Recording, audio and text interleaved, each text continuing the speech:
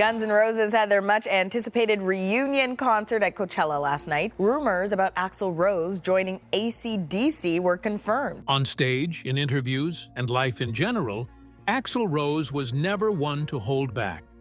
It's the reason why people love him, despite his weaknesses and untoward behavior.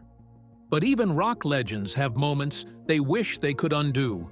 And today, we'll find out one of the biggest regrets of Guns N' Roses' lead vocalist. That kind of vulnerability is rare when it comes to Axl. But when he does, it hits differently. Here's a look at that moment, when Axl had nothing to say but, "I wish I could take it back. The night Axl Rose lost it."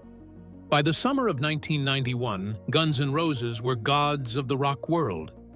Their blend of gritty guitar riffs, raw emotion, and straight-up attitude had taken over the charts and the hearts of millions. Axl Rose, their fiery lead singer, was both the soul and the storm of the band, unmatched on stage, but also known for his unpredictable outbursts. Fans came to shows not just for the music, but for the spectacle.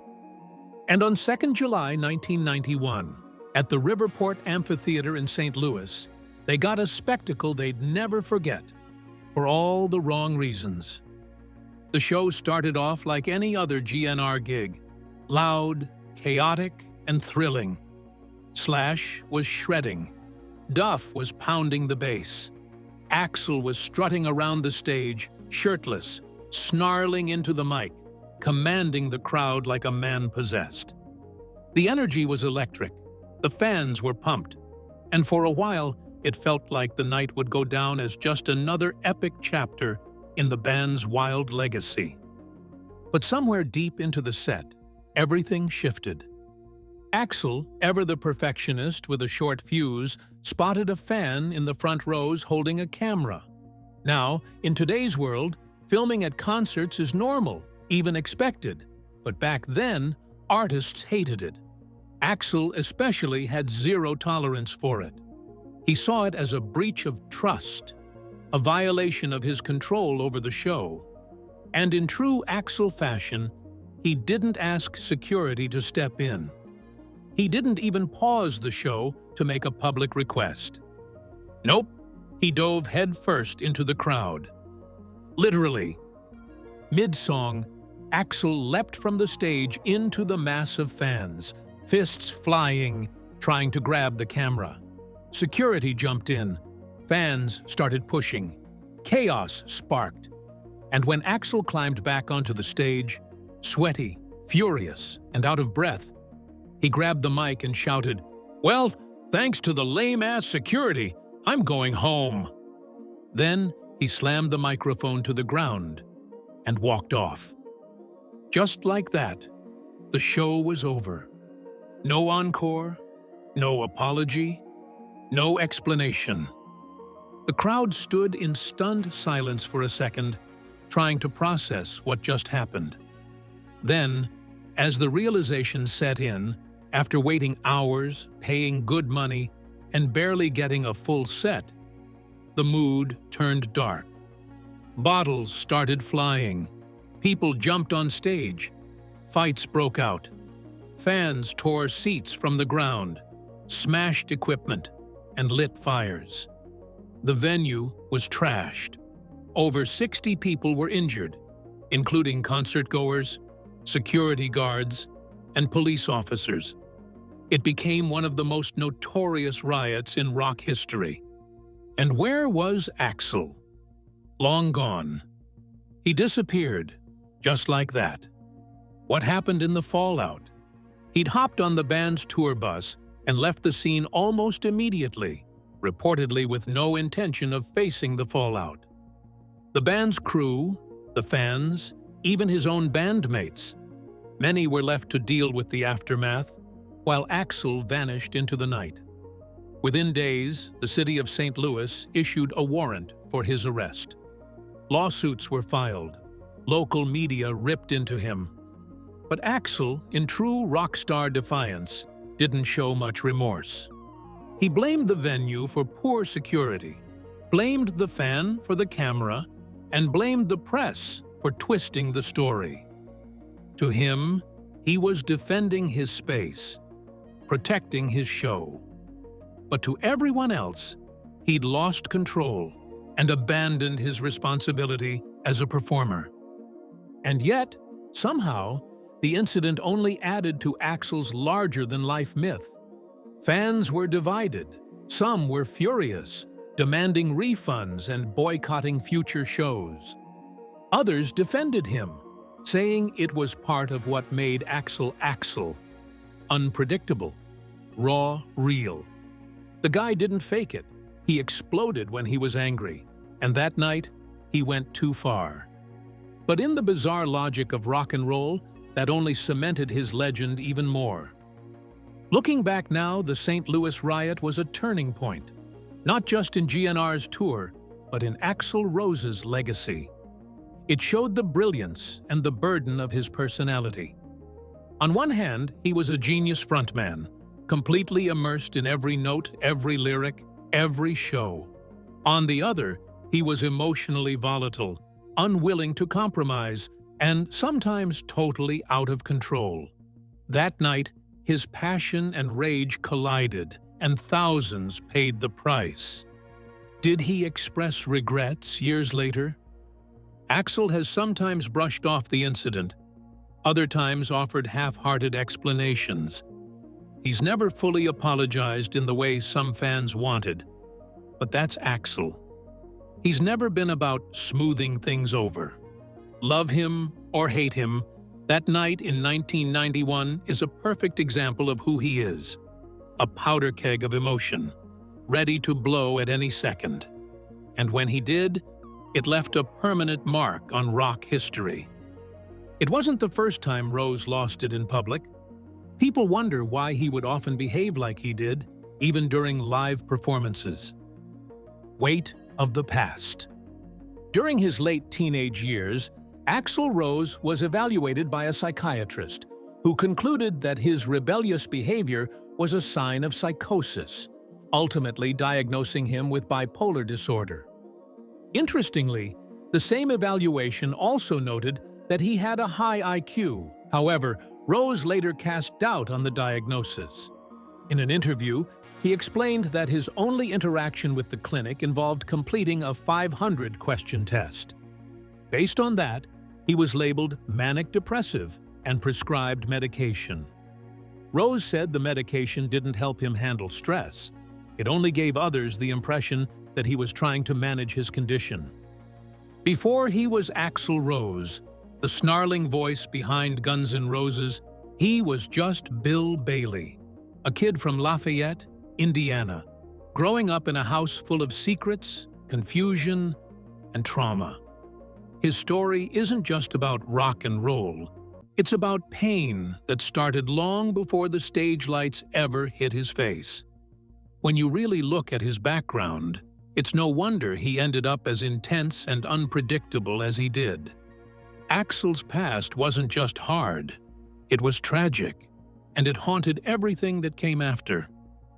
His biological father, William Rose Sr., left when he was still a baby. Worse than just abandoning the family, he left behind a mystery and a wound that would never fully close. Axl's mother, Sharon, remarried a man named Stephen Bailey, and young William was raised under the name Bill Bailey, believing Stephen was his real dad. That lie alone is enough to mess with a kid's sense of identity.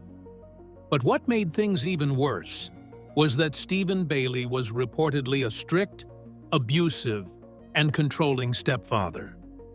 Axl has spoken publicly about the abuse he endured growing up, including physical and, more disturbingly, sexual abuse, some of which he claims happened when he was just 2 years old. The trauma he experienced wasn't just about pain, it was about betrayal. The people who were supposed to protect him were the ones hurting him. That leaves a mark that doesn't fade. It doesn't just affect your childhood, it follows you into adulthood, into your relationships, your mental health, and your ability to trust anyone. That early trauma helped shape Axl into someone who needed control. It makes sense, right? When you grow up in chaos, control feels like safety. And later, when he found himself at the top of the rock world, he clung to that control like a life raft. That's part of why he had so many conflicts with band members, record labels, and even fans. People saw him as a diva or a maniac, but a lot of it came from a place of fear and deep emotional damage. It's hard to collaborate when your brain is still trying to survive a war it never got closure from. Axl also struggled with his sense of identity. Learning as a teenager that his name was actually Rose, not Bailey, must have been like having the ground shift beneath him. Imagine being told your whole life was built on a lie and then being expected to just carry on like everything's fine. That discovery led him to dig into the truth about his father, only to find out William Rose Sr. had died under suspicious circumstances in the 80s, possibly killed. That closed the door on any hope of closure or reconciliation. It was just one more wound that would never really heal. All of this bled into Axl's adult life. His relationships were famously volatile, especially with women.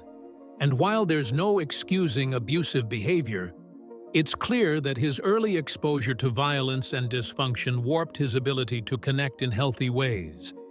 He was emotionally unstable, sometimes violent, and often isolated. Fame didn't fix him. It just gave him more walls to hide behind. The tragedy of Axl Rose's family life is that it stole his foundation before he even had a chance to build one. He came into the world already carrying heavy emotional baggage. And then the world handed him a microphone and told him to scream. And scream he did. That rage, that pain, that raw, unfiltered emotion, it made him a star. But it also kept him trapped. For Axl, music was a lifeline, but it was never a cure. The demons didn't go away just because the crowd was cheering. In a weird way, though, the very thing that broke him also gave him his voice. You can hear that pain in every line of Welcome to the Jungle, in the anguish of Estranged, in the bitter fire of Coma. He turned his trauma into art, even if the process nearly destroyed him. And while he may never have found peace with his past, he made something unforgettable out of it. A reflective Axl Rose. He's not the kind of person who lays his soul bare all the time, but if you look closely at interviews, lyrics, and public moments, you can trace a pattern of self-reflection and, at times, remorse. It's not just about the fights and feuds, though there have been plenty of those. It's also about lost time, broken relationships, and the burden of fame that shaped, and sometimes twisted, the path he walked. One of Axl's most notable regrets seems to revolve around how things went down with the original lineup of Guns N' Roses. The band exploded in the late 80s with Appetite for Destruction, but their success was as volatile as it was massive. Internal tensions, substance abuse, egos, and miscommunication tore the band apart just as they were hitting their prime. Axl often took a lot of the blame for the dysfunction, sometimes fairly, sometimes not. Over time, he's hinted that he wishes things had been handled differently, especially in his relationships with Slash and Duff McKagan. Though he was fiercely defensive for years, their eventual reunion in 2016 showed a kind of maturity and perhaps a quiet acknowledgement that bridges should never have been burned in the first place. Another area where Axl seems to carry regret is with how he handled his personal life, particularly his short, chaotic marriage to Erin Everly and his famously volatile relationship with model Stephanie Seymour. These were passionate but troubled connections that played out publicly, and while Axl hasn't spoken extensively about them in recent years, there's an undercurrent of pain and nostalgia in some of his lyrics that suggest emotional scars. Songs like Estranged and Don't Cry still resonate because they feel like someone working through deep, unresolved feelings. Axl has always put a lot of himself into his music, and even if he's never said, "I regret this" outright, his art tells the story. Axl has also been surprisingly candid about his mental health in rare interviews. He's talked about anger issues, past trauma, and how these things shaped his behavior in the spotlight. During the 90s, he was notorious for storming off stage, showing up late, or canceling shows, behavior that hurt fans and his reputation. In hindsight, he's acknowledged that he didn't always handle pressure well, and he's even admitted that therapy helped him begin to understand himself better. That's a big admission from someone who was once known for being almost pathologically defensive. One can't ignore the sense of regret that comes with the long delay between the spaghetti incident and Chinese democracy. Fans waited over a decade for new material, and the wait became a kind of legend in itself. Axl poured years into Chinese democracy, and while it was a complex, layered album, it never quite lived up to the impossible expectations that had built up. Though Axl stood by the work, there's a sense that he regrets how long it took and how much pressure came with that delay. In interviews post-release, he sometimes sounds a little worn down, like someone who fought a massive battle but didn't win quite the way he hoped. In recent years, Axl seems softer, more self-aware, and less combative. Touring with the semi-reunited Guns N' Roses and even stepping in for AC/DC during Brian Johnson's absence showed a side of him many hadn't seen before: reliable, professional, and shockingly humble. That transformation suggests someone who has reflected a lot on his past and decided to change, not out of obligation, but from genuine growth. He's not out there preaching or writing memoirs yet, but his actions speak volumes. His regrets aren't always laid bare, but they're there, in the interviews, the music, and the silence between the lines. And maybe that's the best Axl Rose way to do it. Not with an apology tour, but with a quiet nod to the lessons learned the hard way. Despite every slip, fans went on to love and idolize him. The authentic rock star appeal. Axl Rose's appeal has always been more than just about his vocal range or the band he fronted, Guns N' Roses. People have loved and still love Axl because of something deeper, something raw and real that's hard to fake: authenticity. There's this undeniable magnetic draw to someone who shows up fully as themselves, even if it's messy, imperfect, or chaotic. Axl was and still is the embodiment of that wild, unfiltered spirit that rock and roll is supposed to be about. He wasn't a polished pop star. He didn't mold himself to fit the industry's expectations. He didn't even try to soften his edges to make people more comfortable. And ironically, that's exactly why so many connected with him. Axl's personality was unpredictable, yes. He was volatile. He feuded with bandmates. He stormed off stages. He'd lash out at critics and fans alike. But all of that fed into this image of a guy who refused to compromise. He lived on his own terms, even when those terms were destructive. That kind of raw, unchecked emotion, it resonates with people because it mirrors something we all experience but rarely get to act on. He gave voice to rage, rebellion, heartbreak, defiance. And he did it in a way that felt totally unfiltered. You didn't get the feeling that he was playing a role. You got the sense that what you saw was what you got, for better or worse. Musically, Axl had the same effect. His voice wasn't conventionally pretty. It was shrill, snarling, and sometimes downright jarring, but it had character. That banshee wail on songs like Welcome to the Jungle or the raw, aching emotion in November Rain, those are moments that stick with people. His delivery wasn't just technically impressive, it was emotionally charged. You felt what he was singing because it felt like he was living it in real time. That vulnerability buried in all that fury. That's the magic. There was an unspoken message in his performance. This is me, broken, angry, loud, and human. And people love him for that. What's even more fascinating is how he was loved despite, or maybe because of, his flaws. He wasn't perfect, and he made some big mistakes both personally and professionally. But that humanized him. Fans watched him crash and burn, fight lawsuits, disappear from the public eye, and return older and softer, but still uncompromising in his own way. That longevity, the journey of this troubled, complicated artist, trying to find peace while staying true to himself. It's compelling.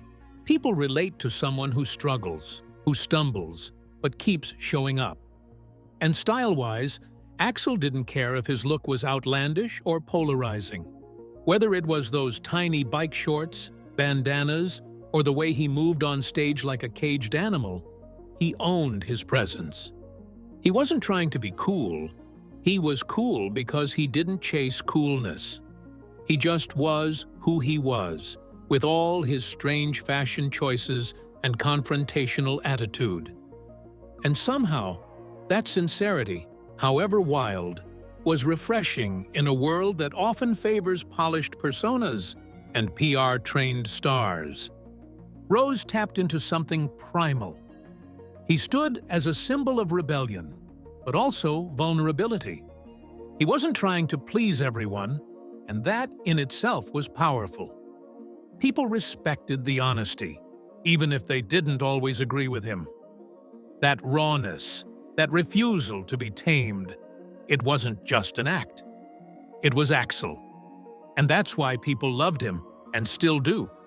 Not because he was flawless, but because he was real. You made it to the end of the video. If you want more stories like this, leave a thumbs up and subscribe to the channel. Thanks for watching.